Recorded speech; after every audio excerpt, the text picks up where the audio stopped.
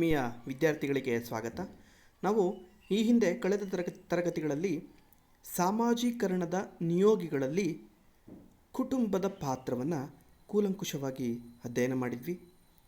ಪ್ರಸ್ತುತ ಈ ತರಗತಿಯಲ್ಲಿ ಸಾಮಾಜೀಕರಣದ ನಿಯೋಗಿಯಾಗಿ ಶಿಕ್ಷಣ ಇದರ ಕುರಿತು ಒಂದಷ್ಟು ವಿಚಾರಗಳನ್ನು ಡಿಸ್ಕಷನ್ ಮಾಡೋಣ. ವ್ಯಕ್ತಿಯನ್ನು ಸಾಮಾಜೀಕರಣಗೊಳಿಸುವಲ್ಲಿ ಈ ಶೈಕ್ಷಣಿಕ ಸಂಸ್ಥೆಗಳು ಅಂತ ಅಂದರೆ ಶಾಲೆ, ಕಾಲೇಜು, ವಿಶ್ವವಿದ್ಯಾಲಯ, ಈ ಶೈಕ್ಷಣಿಕ ಸಂಸ್ಥೆಗಳು ಬಹಳ ಪ್ರಮುಖ ಪಾತ್ರವನ್ನು ವಹಿಸ್ತವೆ. ವ್ಯಕ್ತಿಗೆ ಯೌವನಾವಸ್ಥೆಯ ಹಂತದಲ್ಲಿ ಸಾಮಾಜೀಕರಣಗೊಳಿಸುವಲ್ಲಿ ಶೈಕ್ಷಣಿಕ ಸಂಸ್ಥೆಗಳ ಪಾತ್ರ ನಿಜಕ್ಕೂ ಬಹಳ ಮಹತ್ವದಾಯಕವಾದದ್ದು. ಈ ಶೈಕ್ಷಣಿಕ ಸಂಸ್ಥೆಗಳಿಂದ ಸಾಮಾಜೀಕರಣವು ಮಗುವಿಗೆ 5 ವರ್ಷಗಳ ಆದ ನಂತರ ಪ್ರಾರಂಭವಾಗುತ್ತದೆ. ಸಾಮಾಜೀಕರಣದಲ್ಲಿ ಕುಟುಂಬವು ಪ್ರಧಾನವಾದಂಥ ಒಂದು ಸಂಸ್ಥೆಯಾದರೆ ಶೈಕ್ಷಣಿಕ ಸಂಸ್ಥೆಗಳು ಉಪಸಂಸ್ಥೆಗಳಾಗಿ ಕಾರ್ಯವನ್ನು ಅವು ನಿರ್ವಹಿಸ್ತವೆ. ಪ್ರಾಚೀನ ಸಮಾಜಗಳಲ್ಲಿ ಪ್ರತ್ಯೇಕ ಶಿಕ್ಷಣ ವ್ಯವಸ್ಥೆ ಇರದೆ ನಿತ್ಯ ಜೀವನವೇ ಶಿಕ್ಷಿತಗೊಳಿಸುತ್ತಿತ್ತು.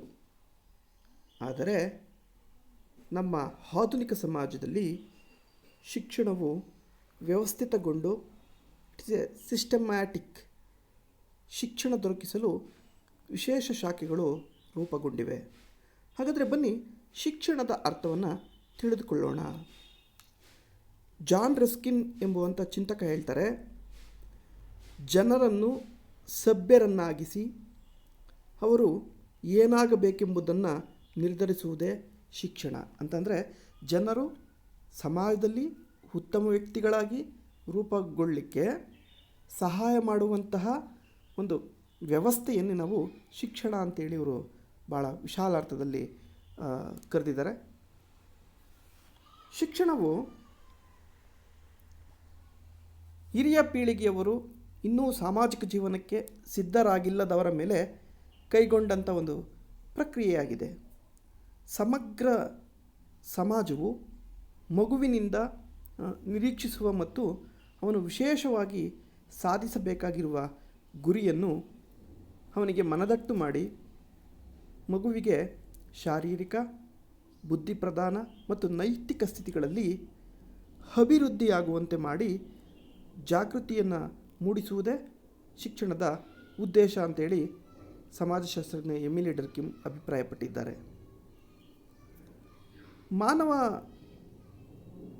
ಮಾನವನ ಬುದ್ಧಿ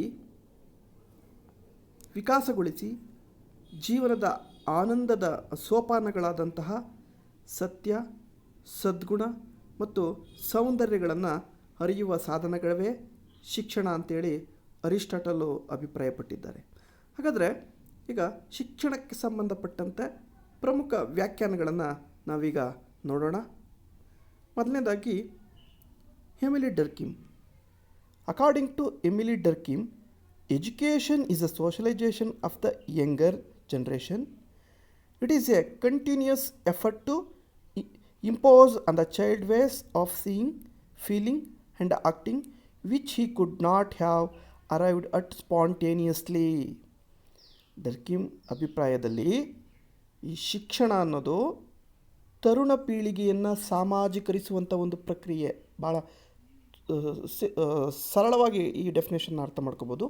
ಶಿಕ್ಷಣ ಅನ್ನೋದು ತರುಣ ಪೀಳಿಗೆಯನ್ನು, ತರುಣ ಅಂದರೆ ಯುವತಿಯರನ್ನು, ತರುಣ ಪೀಳಿಗೆಯನ್ನು ಸಾಮಾಜೀಕರಿಸುವಂಥ ಒಂದು ಪ್ರಕ್ರಿಯೆ, ಅವರಿಗೆ ಸಾಮಾಜಿಕ ತರಬೇತಿಯನ್ನು ನೀಡುವಂತಹ ಒಂದು ಪ್ರಕ್ರಿಯೆಯೇ ಶಿಕ್ಷಣ ಅಂತೇಳಿ ಕರೆದಿದ್ದಾರೆ. ಮುಂದುವರೆದು ಈ ಶಿಕ್ಷಣವು ಮಗುವು ತನಗೆ ತಾನೇ ಬೆಳೆಸಿಕೊಳ್ಳಲಾರದ ನಿರೀಕ್ಷೆ, ಸಂವೇದನೆ ಮತ್ತು ಚಟುವಟಿಕೆಗಳನ್ನು ನಿರಂತರವಾಗಿ ಮಗುವಿನ ಮೇಲೆ ಏರುವ ಪ್ರಯತ್ನವೇ ಶಿಕ್ಷಣ ಆಗಿದೆ ಅಂತೇಳಿ ಭಾಳ ಸೊಗಸಾದ ಡೆಫಿನೇಷನನ್ನು ಇವರು ಕೊಟ್ಟಿದ್ದಾರೆ.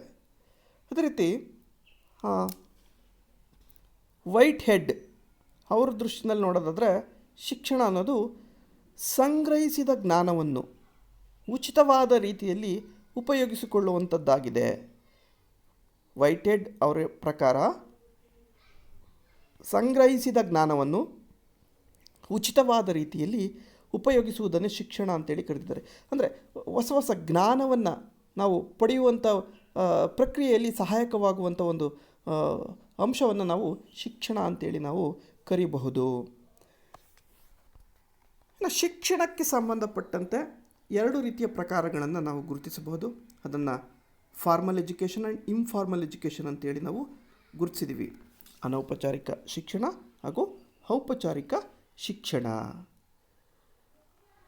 ಈಗ ನೋಡೋಣ. ಮೊದಲನೇದಾಗಿ ಅನೌಪಚಾರಿಕ ಶಿಕ್ಷಣ, ಇನ್ಫಾರ್ಮಲ್ ಎಜುಕೇಷನ್. ಜೀವನದ ಪ್ರತಿಯೊಂದು ಹೆಜ್ಜೆಯಲ್ಲೂ ನಾವು ಕಲಿಯಬೇಕಾದಂಥ ಅಂಶಗಳು ಸಾಕಷ್ಟಿವೆ. ನಾವು ಬದುಕುವುದೇ ಕಲಿಯಲಿಕ್ಕಾಗಿ. ಇಂತಹ ಶಿಕ್ಷಣವನ್ನು ಅನೌಪಚಾರಿಕ ಶಿಕ್ಷಣ ಅಂತೇಳಿ ನಾವು ಕರೆಯಬಹುದು. ಈ ಶಿಕ್ಷಣವು ನಮ್ಮ ಅರಿವಿಲ್ಲದೆ, ಅಂದರೆ ನಮಗೆ ಅರಿವಿಲ್ಲದೆ ಬರುವಂಥ ಒಂದು ವಿದ್ಯೆ ಆಗಿರುತ್ತೆ. ನಮ್ಮ ಅರಿವಿಲ್ಲದೆ ನಮಗೆ ಲಭಿಸುತ್ತದೆ. ನಮ್ಮ ಜೀವನದ ಅತಿ ಮುಖ್ಯ ಅನುಭವಗಳು ನಮಗೆ ತೀರಾ ಅನಿರೀಕ್ಷಿತ ಮೂಲಗಳಿಂದ ಲಭಿಸುತ್ತವೆ. ಇವು ನಮಗೆ ದಿನನಿತ್ಯ ಎದುರಿಸುವ ಜೀವನದ ಸಮಸ್ಯೆಗಳಿಂದ, ಪ್ರಕೃತಿಯ ಪ್ರೇರಣೆಯಿಂದ, ಅವಶ್ಯಕತೆಯಿಂದ, ಸಹಚರರ ಒಡನಾಟದಿಂದ, ನಮ್ಮ ನೋವು ಹಾಗೂ ಸೋಲುಗಳಿಂದ ದೊರಕುತ್ತವೆ ಅಂತ ನಾವು ಹೇಳ್ಬೋದು. ಇಂತಹ ಶಿಕ್ಷಣವನ್ನೇ ಅನೌಪಚಾರಿಕ ಶಿಕ್ಷಣ ಅಂತ ಕರಿತೀವಿ. ಈ ಅನೌಪಚಾರಿಕ ಶಿಕ್ಷಣವು ವ್ಯಕ್ತಿತ್ವದ ಬೆಳವಣಿಗೆಗೆ, ಮಾನವನ ಸಂಬಂಧ ಮತ್ತು ಮಾನವ ಹಾಗೂ ಪ್ರಪಂಚಕ್ಕಿರುವ ಸಂಬಂಧವನ್ನು ತಿಳಿದುಕೊಳ್ಳಲು ಸಹಾಯಕವಾಗುತ್ತದೆ. ಔಪಚಾರಿಕ ಶಿಕ್ಷಣ, ಫಾರ್ಮಲ್ ಎಜುಕೇಷನ್, ಮಾನವರಲ್ಲಿ ಸಾಮರ್ಥ್ಯಗಳನ್ನು ವೃದ್ಧಿಸಿ ಬೆಳೆಸಲು ಮಾಡುವ ಪ್ರಜ್ಞಾಪೂರ್ವಕ ನಿರ್ದೇಶಿತ ಚಟುವಟಿಕೆ ಅಥವಾ ಪ್ರಯತ್ನಕ್ಕೆ ಸಂಕುಚಿತ ಅರ್ಥದಲ್ಲಿ ಶಿಕ್ಷಣ ಅಂತೇಳಿ ನಾವು ಕರಿಬೋದು. ಈ ಶಿಕ್ಷಣವು ಔಪಚಾರಿಕ ಶಿಕ್ಷಣವಾಗಿ ಇದು ಶಾಲೆ ಮತ್ತು ಕಾಲೇಜುಗಳಲ್ಲಿ ದೊರಕುತ್ತದೆ. ವಿದ್ಯಾರ್ಥಿಗಳು ಪಾಠ ಮತ್ತು ಪ್ರವಚನಗಳನ್ನು ಪಡೆಯುವ ಮುಖ್ಯ ಉದ್ದೇಶದಿಂದ ಶಾಲಾ ಕಾಲೇಜು ಮುಂತಾದ ಶಿಕ್ಷಣ ಸಂಸ್ಥೆಗಳಿಗೆ ಸೇರುತ್ತಾರೆ. ಈ ಶೈಕ್ಷಣಿಕ ವ್ಯವಸ್ಥೆ ನಿರ್ದಿಷ್ಟವಾದ ಉದ್ದೇಶಗಳನ್ನು ಹೊಂದಿದ್ದು ಮಾನವನ ಪ್ರಯತ್ನದಿಂದ ವ್ಯವಸ್ಥಿತವಾಗಿ ಸ್ಥಾಪಿತವಾಗಿವೆ. ಪ್ರಾಚೀನ ಸಮಾಜದಲ್ಲಿ ಅನೌಪಚಾರಿಕ ಶಿಕ್ಷಣಕ್ಕೆ ಹೆಚ್ಚಿನ ರೀತಿಯ ಮಹತ್ವವನ್ನು ಕೊಡಲಾಗ್ತಿತ್ತು. ಅವತ್ತು ಅನೌಪಚಾರಿಕ ಶಿಕ್ಷಣ ಅನ್ನೋದು ಜನರಿಗೆ ಸಿಗ್ತಿತ್ತು. ಆದರೆ ಇಂದಿನ ಆಧುನಿಕ ಸಮಾಜಗಳಲ್ಲಿ ಎಲ್ಲರೂ ಕೂಡ ಈ ಔಪಚಾರಿಕ ಶಿಕ್ಷಣವನ್ನು ಪಡ್ಕೊಳ್ತಾ ಇದ್ದಾರೆ. ಔಪಚಾರಿಕ ಶಿಕ್ಷಣ ಅಂದರೆ ಸಿಸ್ಟಮ್ಯಾಟಿಕ್ ಆಗಿ ಅದು ನೀಡುವಂಥ ಶಿಕ್ಷಣ. ಉದಾಹರಣೆಗೆ ಶಾಲಾ, ಕಾಲೇಜು, ವಿಶ್ವವಿದ್ಯಾಲಯ, ಇಲ್ಲಿ ಸಿಸ್ಟಮ್ಯಾಟಿಕ್ ಆಗಿ ಕ್ರಮಬದ್ಧವಾಗಿ ಶೈಕ್ಷಣಿಕ ಚಟುವಟಿಕೆಗಳನ್ನು ನಡೆಸಲಾಗುತ್ತದೆ. ಶಿಕ್ಷಣದ ಪ್ರಮುಖ ಉದ್ದೇಶ ಏನು ನೋಡೋಣ. ಮಾನವರಲ್ಲಿ ಅಡಕವಾಗಿರುವಂತಹ ಪ್ರಕೃತಿದತ್ತವಾದ ಸುಪ್ತ ಶಕ್ತಿ ಸಾಮರ್ಥ್ಯಗಳನ್ನು ಶಿಕ್ಷಣವು ಪ್ರಖರಗೊಳಿಸಿ, ಚುರುಕುಗೊಳಿಸಿ, ಉಪಯುಕ್ತಗೊಳಿಸುತ್ತದೆ. ಅದೇ ರೀತಿ ಮಾನವನು ತನ್ನ ಜೀವನದ ಹೋರಾಟದಲ್ಲಿ ಯಶಸ್ವಿಯಾಗಲು ಈ ಶಿಕ್ಷಣವು ಸಾಮರ್ಥ್ಯವನ್ನು ನೀಡುತ್ತೆ ಅಥವಾ ಸಹಾಯವನ್ನು ಅದು ಒದಗಿಸಿಕೊಡುತ್ತೆ. ಜೊತೆಗೆ ಈ ಶಿಕ್ಷಣವು ಮಾನವನನ್ನು ಸಮಾಜಕ್ಕೆ ಹೊಂದಿಕೊಳ್ಳುವಂತೆ ಮಾಡುತ್ತದೆ. ಜೊತೆಗೆ ಶಿಕ್ಷಣವು ಮನೆ, ಶಾಲೆ, ಆಟದ ಮೈದಾನ, ಕಾರ್ಯಾಗಾರ, ಕಚೇರಿ ಮುಂತಾದ ಎಲ್ಲ ಕ್ಷೇತ್ರಗಳಲ್ಲೂ ಕೂಡ ದೊರಕುತ್ತದೆ. ಶಿಕ್ಷಣ ಅನ್ನೋದು ಕೇವಲ ಶಾಲಾ ಕಾಲೇಜುಗಳಲ್ಲಿ ಹೋಗಿ ಪಡೆಯುವಂಥ ಶಿಕ್ಷಣ ಅಷ್ಟಕ್ಕೆ ಅಲ್ಲ ಸೀಮಿತ ಆಗಿರುವಂಥದ್ದು. ಇದು ವಿಶಾಲವಾದಂಥ ಪರಿಕಲ್ಪನೆ. ಶಿಕ್ಷಣವು ಜೀವನದ ಎಲ್ಲ ರಂಗಗಳಲ್ಲಿಯೂ ಕೂಡ ದೊರೆಯುತ್ತದೆ. ಪ್ರತಿಯೊಂದು ಕ್ಷೇತ್ರದಲ್ಲಿಯೂ ವ್ಯಕ್ತಿಯು ಶಿಕ್ಷಣವನ್ನು ಕಲಿತು ಸಾಮಾಜೀಕರಣ ಹೊಂದುತ್ತಾನೆ. ಜೊತೆಗೆ ಜೀವನದಲ್ಲಿ ಮಕ್ಕಳು ಒಳ್ಳೆಯ ನಡವಳಿಕೆಯನ್ನು ಕಲಿತು ಬೇರೆಯವರ ಅಭಿಪ್ರಾಯವನ್ನು ಗೌರವಿಸುವುದನ್ನು, ಬೇರೆಯವರ ಹಿತವಚನವನ್ನು ಕೇಳುವುದನ್ನು ಮತ್ತು ಸಂಪ್ರದಾಯ, ನೈತಿಕ ನಿಯಮಗಳಿಗೆ ಹೊಂದಿಕೊಳ್ಳುವುದನ್ನು ಕಲಿಯುತ್ತಾರೆ. ಸೈದ್ಧಾಂತಿಕ ಶಿಕ್ಷಣದಿಂದ ಜ್ಞಾನಾರ್ಜನೆಯನ್ನು ಹೊಂದಿ ಪ್ರಾಯೋಗಿಕ ಶಿಕ್ಷಣದಿಂದ ಈ ಜೀವನವನ್ನು ಜೀವನಾವಶ್ಯಕಕ್ಕೆ ಅಳವಡಿಸುವುದನ್ನು ವ್ಯಕ್ತಿ ಕಲಿಯುತ್ತಾನೆ.